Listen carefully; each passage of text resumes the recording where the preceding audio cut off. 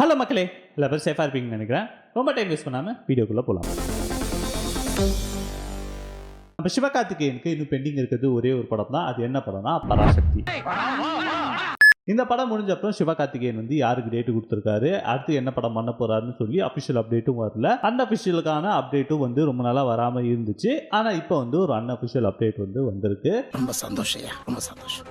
சிவகார்த்திகேயன் வந்து at a டைம்ல வந்து ஒரு 2 படம் பண்ண போறாரு போல இருக்குது. சிவகார்த்திகேயனோட 24th ஃபிலிம் வந்து சிபி சக்கரவர்த்தி கூட கமிட் பண்ணியிருக்காரு. இந்த படம் வந்து ஆன் படம் எப்படி இருந்துச்சு அந்த மாதிரி ஒரு ஜாலியான படமா இருக்கும்னு சொல்லி இவங்க சொல்றாங்க. அதுக்கப்புறம் எஸ்கே ஒரு 25th ஃபிலிம் வந்து நம்ம வெங்கட் பிரபு கூட வந்து பண்றாரு. அது ஆல்ரெடி உங்களுக்கு தெரிஞ்சிருக்கும். இது வந்து டைம் டிராவல் பேஸ் பண்ணா ஒரு படமா இருக்கும்னு சொல்லி சொல்றாங்க. அதோட இந்த படத்தோட பட்ஜெட் வந்து 250 crores கிட்ட இருக்கும்னு சொல்லி சொல்றாங்க.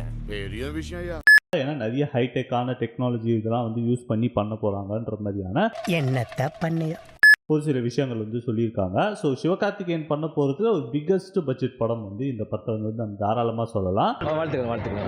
ஸோ இந்த 2 படத்தை வந்து அவர் கமிட் பண்ணியிருக்காருல்ல, ஸோ அட் அ டைமில் 2 படமும் வந்து நடிக்க போகிறாரு. ஒரு சைடு வந்து சிபி சக்கரவர்த்தியோட படம், ஒரு சைடு வந்து வெங்கட் பிரபுவோட படம். ஆனால் அட் அ டைமில் 2 ஷூட்டிங் போகும். ஃபர்ஸ்ட் ப்ரியாரிட்டி வந்து நம்ம சிபி சக்கரவர்த்தி இருக்கும்னு சொல்லி நான் நினைக்கிறேன்.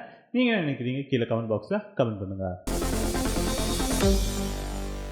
கொஞ்ச நாளைக்கு முன்னாடி கிரண்ன்ற ஒரு ஆக்டர் வந்து ஒரு ஸ்டேட்மெண்ட் கொடுத்தாரு. என்னன்னா, தமிழ் படம் வந்து நம்ம தெலுங்கு ஸ்டேட்ஸ்ல வந்து எவ்வளோ ஈஸியா வந்து ரிலீஸ் பண்றாங்க, அவங்களுக்கு நிறைய ஸ்கிரீன்ஸும் கிடைக்குது. ஆனா இதுவே ஒரு தெலுங்கு படம் வந்து தமிழ்நாட்டில் ரிலீஸ் ஆகணும்னா ரொம்ப கஷ்டமா இருக்கு, ஸ்கிரீன்ஸ் ரொம்ப கம்மியா தராங்க, என்னை கண்டுக்கிறது இல்லையா, அவாய்ட் பண்றாங்க. ஆனா அதை பத்தி கவலைப்படுறது பார்ஷாலிட்டி பயங்கரமா பண்றாங்க, நம்மளோட ஸ்கிரீன்ஸ் வண்டி வேணும், அவங்க வண்டி நம்ம ஸ்கிரீன்ஸ் தர மாட்டாங்கன்ற மாதிரி குதூகலமா இருக்க குடும்பத்துல கும்மி அடிச்சிட்டு போயிடாதீங்க ஒரு வெறுப்பு பேச்சு மாதிரி ஏதோ ஒன்று பேசி விட்டுருக்காரு. அதுக்கு வந்து டியூட் படத்தோட ப்ரொடியூசர் வந்து ஒரு பதிலடி கொடுத்துருக்காரு. ஏன் அவர் சொல்றான்னு சொல்லி கேட்கவே கூடாது. ஏன்னா மைத்ரி மூவி மேக்கர்ஸ் அவங்க தெலுங்கு ஸ்டேட்ஸ் தான். அதனால அவர் வந்து என்ன சொல்லியிருக்காருன்னா, ஒரு வேலிடான பாயிண்ட் வந்து சொல்லியிருக்காரு. அது வந்து அக்செப்ட் பண்ணிக்கிற மாதிரியான ஒரு பாயிண்டாகவும் இருக்கு. அதாவது அவர் என்ன சொல்றாருன்னா, தெலுங்கு ஸ்டேட்ஸ்ல மொத்தம் எத்தனை ஸ்கிரீன்ஸ் இருக்கு? 1800 ஸ்கிரீன்ஸ் இருக்கு. இதே நீங்க தமிழ்நாட்டுக்கு வந்தீங்கன்னா 800 to 900 ஸ்கிரீன்ஸ் தான் இருக்குன்னு சொல்லி ஒரு விஷயம் சொல்லியிருக்காரு.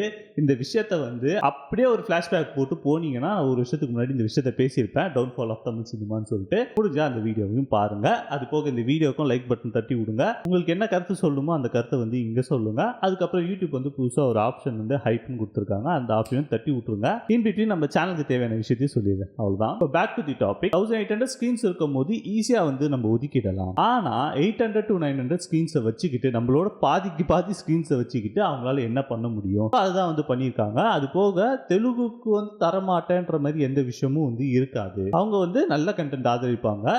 ஃபர்ஸ்ட் வீக்கில் வந்து லிமிட்டடான ஸ்கிரீன்ஸ் தந்தாலும் நல்ல ரிவ்யூ வந்துச்சுன்னா ஆட்டோமேட்டிக்காக ஸ்கிரீன்ஸ் வந்து இன்க்ரீஸ் பண்ண போகிறாங்க. அதெல்லாம் பண்ணாமலாம் இருக்க மாட்டாங்கன்னு சொல்லி அவர் சொல்லியிருக்காரு. அவர் சொல்கிற பாயிண்ட் வந்து 100% ஒரு கரெக்டான விஷயம். ஃபார் எக்ஸாம்பிள் லோக்கா என்னதான் மொக்க படமாக இருந்தாலும் அந்த படம் வந்து நம்ம ஆளுங்க வந்து போஸ்டர் விழுந்து நக்குனதுனால அந்த படத்துக்கு ஹைப் ஆச்சு. ஹைப் ஆனோன்னா நிறைய ஸ்கிரீன்ஸ் வந்து இன்க்ரீஸ் பண்ணாங்க.